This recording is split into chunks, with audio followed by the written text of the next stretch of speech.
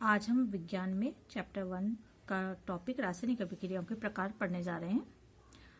अभी तक हमने रासायनिक अभिक्रियाएं क्या हैं, रासायनिक अभिक्रिया और रासायनिक समीकरण जो है में क्या अंतर होता है, रासायनिक समीकरण में किस प्रकार संतुलित की जाती है आदि के बारे में जानकारी प्राप्त की। अब हम रासायनिक अभिक्रियाओं के प्रकार के बारे में जानकारी प्राप्त करेंगे। तो रासायनिक अभिक्रिया में किसी एक तत्व का परमाणु दूसरे तत्व के परमाणु में परिवर्तित नहीं होता, ठीक है। न ही मिश्रण से कोई परमाणु बाहर जाता है और न ही कोई बाहर से अंदर आता है, बल्कि रासायनिक अभिक्रिया में अभिकारकों के पुराने बंध ही क्या होते हैं, टूट जाते हैं और नए बंध बनने से उत्पाद बनता है। तो रासायनिक अभिक्रिया में परमाणुओं के परस्पर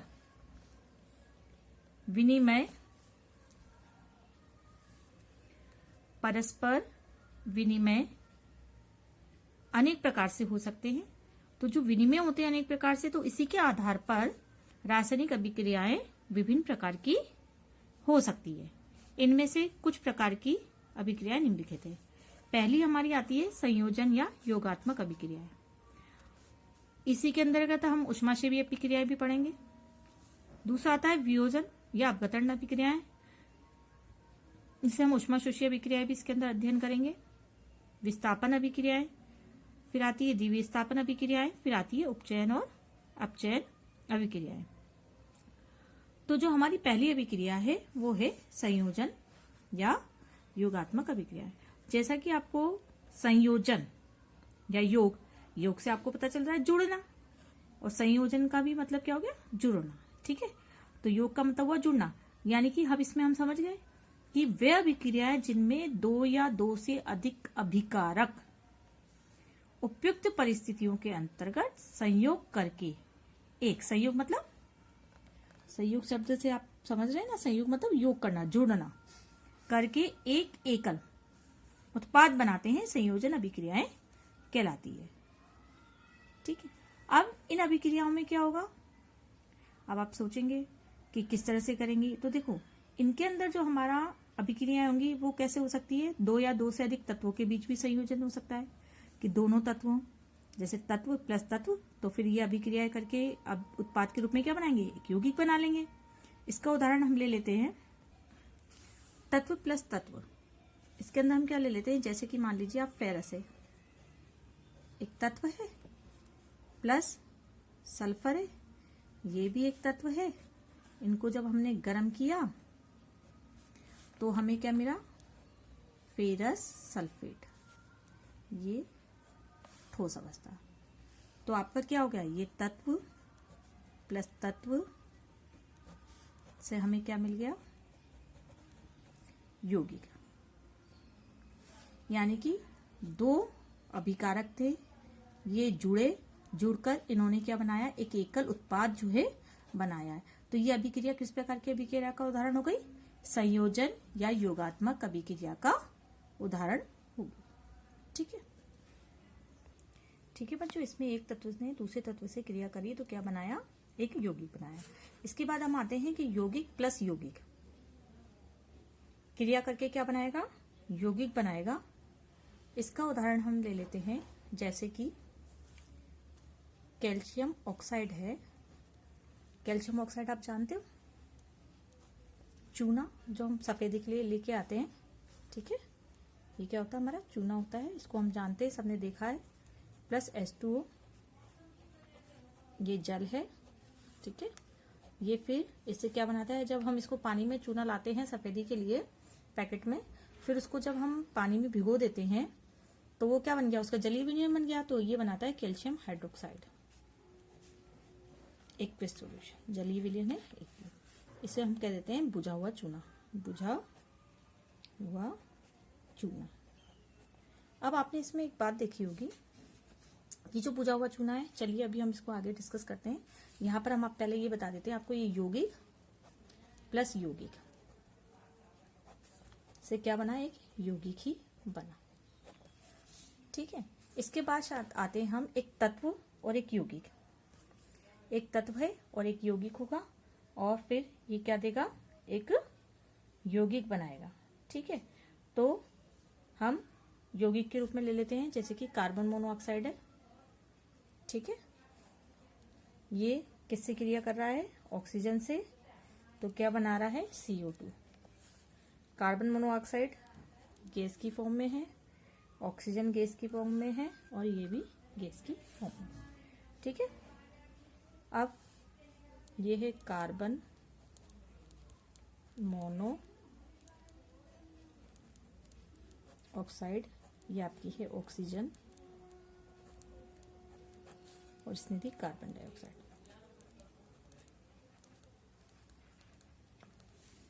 लेकिन आप देखेंगे कि इसके अंदर वो नहीं है, बैलेंस नहीं है, ये संतुलित नहीं है। इसको हम संतुलित करके लिखेंगे 2CO और 2C। ठीक है, ये हमारी बैलेंस होगी। तो यहाँ पर ये आपका यौगिक है, ये तत्व है, और इससे हमें मिला यौगिक। ठीक है, तो इस तरह से हमने क्या देखा, फिर से हम देखते हैं कि वे अभिक्रियाएं जिनमें 2 या 2 से अधिक अभिकारक संयुक्त होकर या जुड़कर या संयोग करके एकल उत्पाद बनाते हैं। सिंपल फॉर्म में अगर आप डेफिनेशन याद करें तो आप इतना भी लिख सकते हैं, वे अभिक्रियाएं जिनमें 2 या 2 से अधिक अभिकारक संयोग करके एकल उत्पाद बनाते हैं, संयोजन अभिक्रियाएं कहलाती है। ठीक, फिर मैंने आपको बताया तत्व प्लस तत्व यौगिक बनेगा, जैसे कि हमने यहाँ पर दिखा रखा है पहले वाली में। फिर यौगिक प्लस यौगिक से अभिक्रिया करके यौगिक सब में एकल उत्पाद प्राप्त हो रहा है, ये दूसरी इक्वेशन में हमने दिखाया। और एक यौगिक प्लस तत्व से हमें मिल रहा है यौगिक। ठीक है, ये तीनों तरह के हमने आपको जो है संयोजन अभिक्रिया के उदाहरण दिखा दिए। अब हम बात कर रहे थे यहाँ पर सेकंड वाली इक्वेशन में बुझा हुआ चूना। जब ये रिएक्शन हम घर पे करते हैं, दिवाली या अन्य अवसर पर हम घर में सफेदी करते हैं, तो आपने देखा आप चूना लेके आते हैं, उसे जल में भिगोते हैं, तो आपको ये मिलता है। तो आपने देखा होगा उस समय उसमें से बहुत भारी मात्रा में जो है ऊष्मा निकलती है। या आप इस तरह भी देख सकते हैं कि जब उसके अगर हमने डाला है, उसके बाद हमने उस बर्तन को तुरंत छू दिया है, तो वो बहुत गर्म होता है। तो हम इसीलिए उसको भिगो के रख देते हैं ताकि वो ठंडा हो जाए। ठीक है, तो यानी कि इसमें क्या निकलती है? ऊष्मा। यहां से ऊष्मा निकली। ठीक है, तो इस तरह की अभिक्रिया कहलाती है आपकी ऊष्माक्षेपी अभिक्रियाएं। यानी जिन रासायनिक अभिक्रियाओं में उत्पाद के साथ ऊष्मा भी उत्पन्न होती है, हम इसको ऊष्माक्षेपी अभिक्रिया को इस प्रकार लिख देते हैं, ऊष्माक्षेपी अभिक्रियाएं। जिन रासायनिक अभिक्रियाओं में उत्पाद के निर्माण के साथ ऊष्मा भी उत्पन्न होती है, ऊष्माक्षेपी अभिक्रियाएं कहलाती है। जैसे कि हमने पहला उदाहरण आपको दिया था ऊष्माक्षेपी अभिक्रियाओं का, चूना वाला। एक दूसरा उदाहरण आप देख सकते हैं, सभी दहन अभिक्रियाएं ऊष्माक्षेपी अभिक्रियाएं कहलाती है। जैसे कि मैथेन है, दहन हमेशा आपको पता है ऑक्सीजन की उपस्थिति में होता है, तो हमें क्या मिला? कार्बन डाइऑक्साइड और जल, और साथ ही साथ हमें क्या मिली? ऊष्मा भी प्राप्त हुई। तो ये इस प्रकार की अभिक्रिया क्या कहलाएगी? ऊष्माक्षेपी अभिक्रिया कहलाएगी। हम श्वसन लेते हैं, श्वसन सांस जो लेते हैं वो भी ऊष्माक्षेपी अभिक्रिया है, क्योंकि श्वसन के दौरान हमारे शरीर की कोशिकाओं में ग्लूकोज ऑक्सीजन से संयोग करके ऊर्जा उत्पन्न करता है। ग्लूकोज है, ऑक्सीजन से अभिक्रिया करता है, कार्बन डाइऑक्साइड और जल प्लस ऊर्जा बनाता है। तो ये अभिक्रिया भी आपकी क्या होगी? ऊष्माक्षेपी। यानी श्वसन भी क्या है? एक ऊष्माक्षेपी अभिक्रिया है। ठीक है, अब एक एनसीईआरटी का क्वेश्चन आता है कि सफेदी करने के 2-3 दिन बाद दीवारों पर चमक आती है, क्यों? इसको भी आप कर लीजिए, समझ लीजिए, क्योंकि अभी हमने इसकी इक्वेशन को पढ़ा है, जाना है। तो हमने ये इक्वेशन पढ़ी थी कि कैल्शियम ऑक्साइड जब जल से क्रिया करता है तो कैल्शियम हाइड्रोक्साइड बनाता है, प्लस ऊष्मा निकलती है। तो इस अभिक्रिया में क्या होता है? निर्मित बुझे हुए चूने के विलयन का उपयोग हम दीवारों की सफेदी करने के लिए किया जाता है। इस बात को आप जानते हैं। ठीक है, अब ऐसा क्यों हो जाता है कि 2-3 दिन बाद दीवारों पर चमक आती है? तो जो इसमें कैल्शियम हाइड्रोक्साइड बना, यानी कि जो उत्पाद के रूप में ये प्राप्त हुआ है, ये क्या करता है कि वायु में जो उपस्थित होती है कार्बन डाइऑक्साइड यानी कि CO2, उसके साथ क्या करता है? धीमी गति से, इस तरह की गति से, धीमी गति से, ठीक है, धीमी गति से अभिक्रिया करता है और दीवारों पर कैल्शियम कार्बोनेट की एक पतली परत बना देता है। ठीक है, तो यानी कि कैल्शियम हाइड्रोक्साइड ने CO2 से अभिक्रिया करी, कैल्शियम कार्बोनेट प्लस जल बना। तो ये कैल्शियम कार्बोनेट की जो इसने पतली परत बनाई, इसी की वजह से जो है उसमें 2-3 दिन बाद सफेदी चमक जो है सफेदी में आ जाती है। अतः सफेदी करने के 2-3 दिन बाद कैल्शियम कार्बोनेट का निर्माण होता है और इससे दीवारों पर चमक आ जाती है। आपने संगमरमर देखा है, इसका रासायनिक सूत्र भी कैल्शियम कार्बोनेट ही होता है। अब हम आते हैं दूसरी वाली अभिक्रियाएं जो हमारी वियोजन अभिक्रियाएं हैं, जिसे हम अपघटन अभिक्रिया भी कहते हैं। ठीक है, और ये इसी के अंतर्गत हम ऊष्माशोषी अभिक्रियाएं भी पढ़ेंगे। ऐसी अभिक्रियाएं हैं जिसमें एकल अभिकारक, अब देखो वियोजन का अर्थ समझ में आ रहा है ना, जैसे वहां संयोजन का अर्थ जुड़ना ना, ऐसे वियोजन का अर्थ क्या हो गया, टूटना।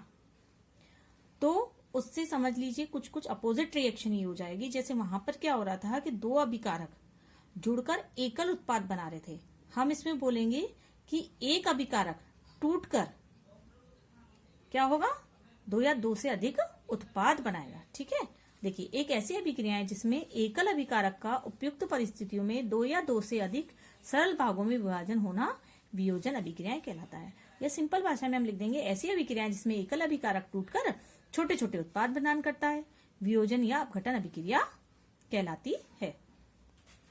अब जो हमारी वियोजन अभिक्रिया होती है, तो ये वियोजन अभिक्रिया सामान्यतः क्या होती है, ऊष्माशोषी होती है। ऐसा क्यों होता है, क्योंकि देखिए अगर कोई उत्पाद है, हमने एकल उत्पाद लिया है, अब उसे तोड़ना है, तो यानी कि हमें किसी न किसी चीज की आवश्यकता होगी, उष्मा ऊर्जा के रूप में, उष्मा या ऊर्जा के रूप में हमें आवश्यकता होगी। तो ऊष्माशोषी मतलब शोषित करना, मतलब अपने अंदर लेना, है ना, इसलिए इसका नाम है ऊष्माशोषी। तो ये जो वियोजन अभिक्रिया होती है वो सामान्यतः ऊष्माशोषी होती है। तो इस अभिक्रियाओं में ऊर्जा सामान्यतः किस रूप में होती है, उष्मा के रूप में होती है, प्रकाश के रूप में होती है, या विद्युत के रूप में अवशोषी होती है। मतलब हमें जो एकल अभिकारक है उसको तोड़ने के लिए या तो उष्मा की या प्रकाश की या विद्युत की, इनमें से किसी न किसी की आवश्यकता होती है।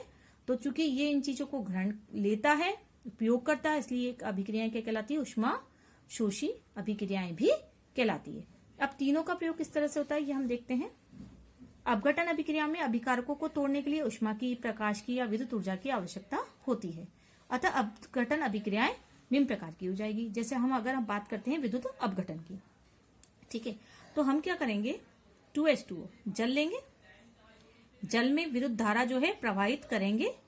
विद्युत धारा प्रवाहित करने पर ये क्या होगा, किन 2 भागों में टूट जाएगा, हाइड्रोजन और ऑक्सीजन में टूट जाएगा। ठीक है, तो यहां पर क्या हो गया, इनका वियोजन हो गया, जल जो है इन 2 भागों में टूट गया।